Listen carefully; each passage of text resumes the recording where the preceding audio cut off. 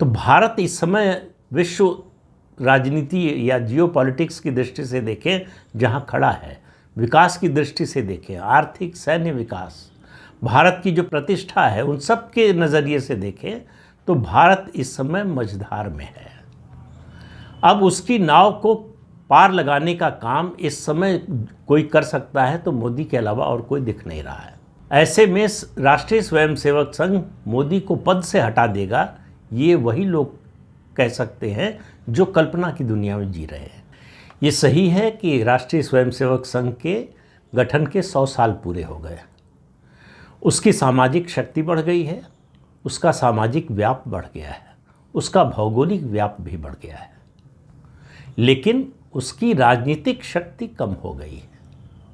क्यों कम हो गई है? इसलिए नहीं कि संघ कमज़ोर हो गया है, इसलिए नहीं कि संघ की संगठन की शक्ति कमज़ोर हो गई है, इसलिए कि जिस संगठन को उसने राजनीति का जिम्मा सौंपा वो ताकतवर हो गई।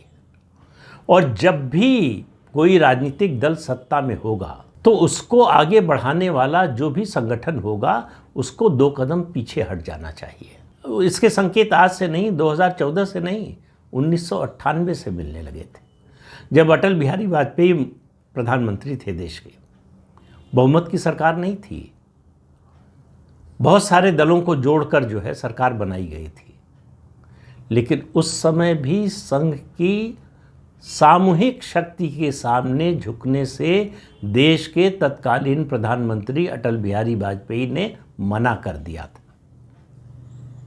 और एक बार नहीं, 2 बार। एक बार जब उन पर दबाव डाला गया था आर्थिक नीतियों को लेकर, कहा गया था कि वे अपने सलाहकार और प्रधानमंत्री के जो प्रमुख सचिव हैं ब्रजेश मिश्रा, उनको पद से हटा दे, मना कर दिया उन्होंने। दूसरी बार जब संघ ने कोशिश की कि अटल बिहारी वाजपेयी राष्ट्रपति बनने के लिए तैयार हो जाए, ये बात है 2002 की, और लाल कृष्ण आडवाणी को प्रधानमंत्री का पद सौंप दे, संदेश लेकर वेंकैया नायडू गए थे।